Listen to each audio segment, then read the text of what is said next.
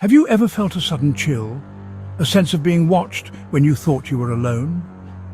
In those moments, the veil between our world and the unknown seems thinnest. For most, the feeling passes. But for some, the world they know simply dissolves, leaving behind only questions.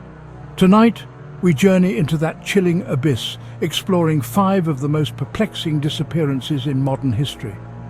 These are not just stories. They are haunting legacies of real people whose fates remain a stark and unsettling puzzle. Perhaps by examining the fragments they left behind, we can shed some light on the darkness.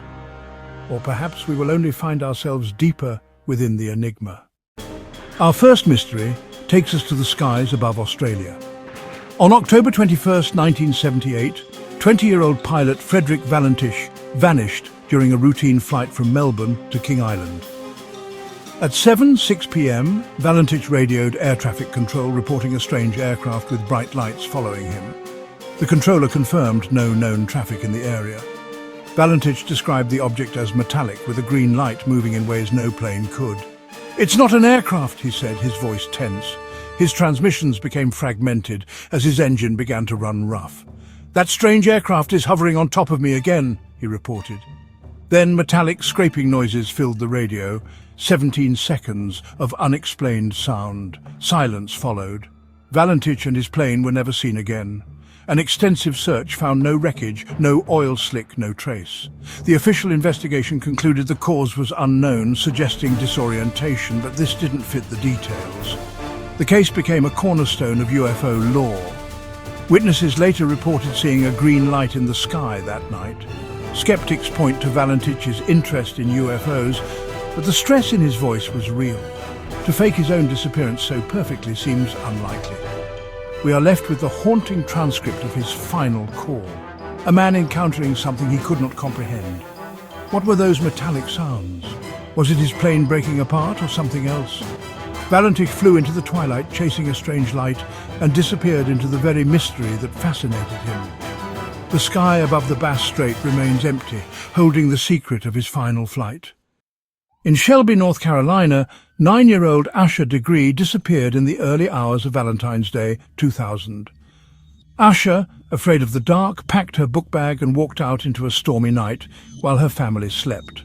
Motorists saw a small girl walking along Highway 18 around 4 a.m. One truck driver saw her run into the woods, startled by his approach. She was never seen again.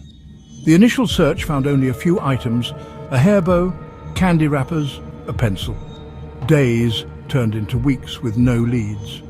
Over a year later, her book bag was found buried 26 miles away, double wrapped in plastic. Inside were a T-shirt and a Dr. Seuss book from her school library, items that deepened the mystery. The careful burial of her bag pointed to abduction. Who took her and why? Theories range from a secret meeting to grooming by a predator, but nothing fits.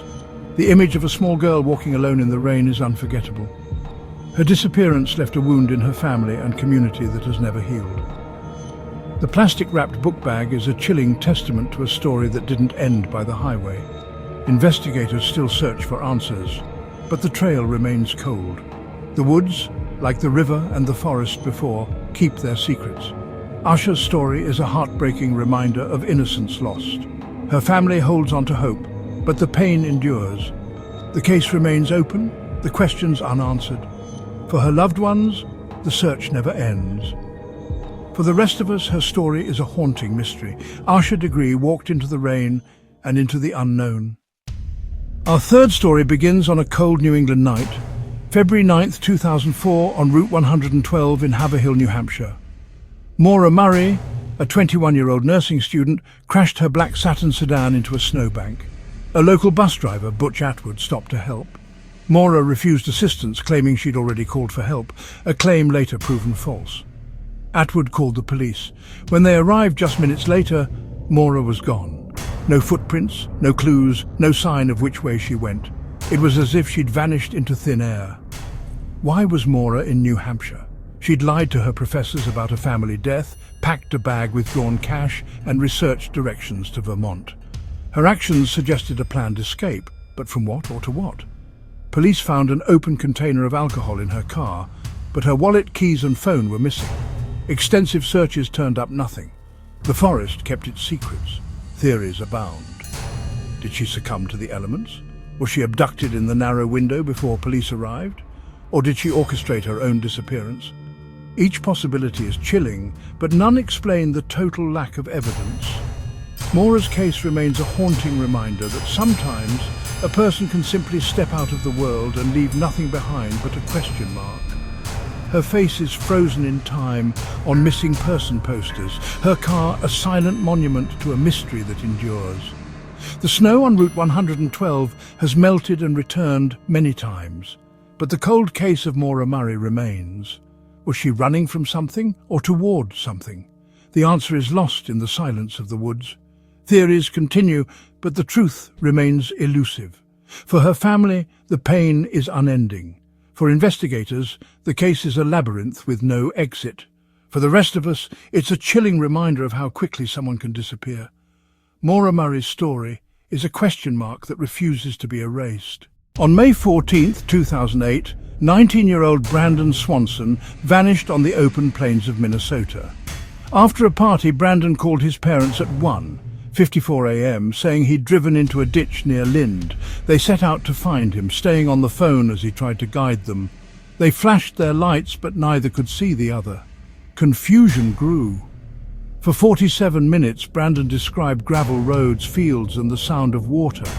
He decided to walk toward what he thought were the lights of Lind. Suddenly, he exclaimed, "Oh shit!" And the line went dead. His parents searched all night, but found nothing. The next day, his car was discovered 25 miles from Lind near Taunton, nowhere near where he thought he was.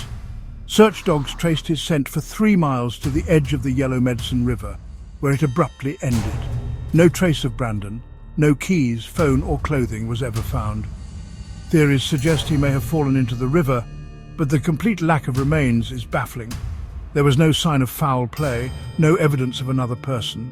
The 47-minute call is a real-time record of a young man becoming lost, not just in the world, but perhaps in his own perception of it. Why was he so disoriented? What did he see? What happened in that final moment? The silence after his last word is a void that has never been filled. Brandon's disappearance is a chilling reminder of how quickly the familiar can become unrecognizable. His parents still wait for answers that may never come. The Minnesota plains hold their secret tightly. The river, like the forest in Maura's case, refuses to give up what it knows. The mystery endures, echoing in the silence of that final phone call. For his family, the pain is a constant ache. For investigators, the case is a puzzle with missing pieces. For all of us, it's a haunting reminder of how easily someone can vanish. Brandon Swanson's last words still echo across the night.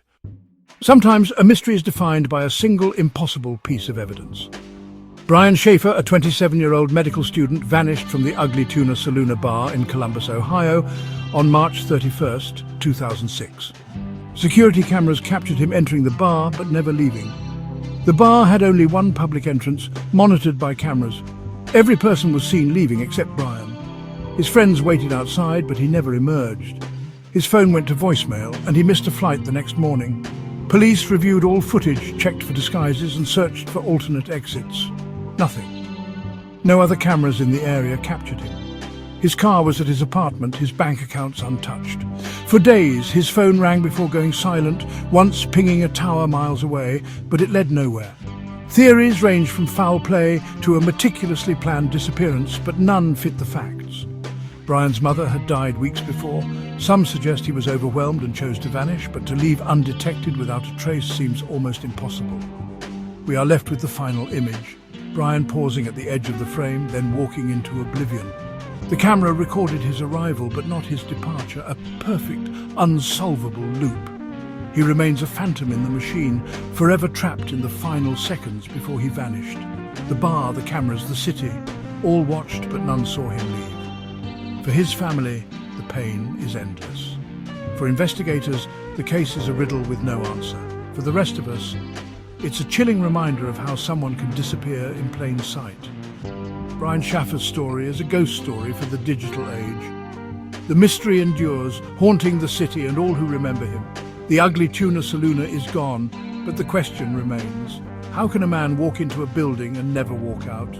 Brian's disappearance is a puzzle that may never be solved.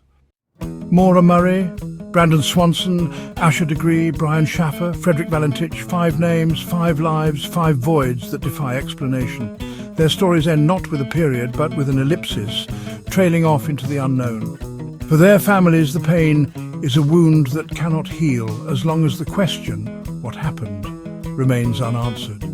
For the rest of us, these cases are chilling reminders of the world's hidden corners where logic and reason break down. The search for answers never truly ends. These individuals deserve to be remembered, their stories told until the final chapter is written.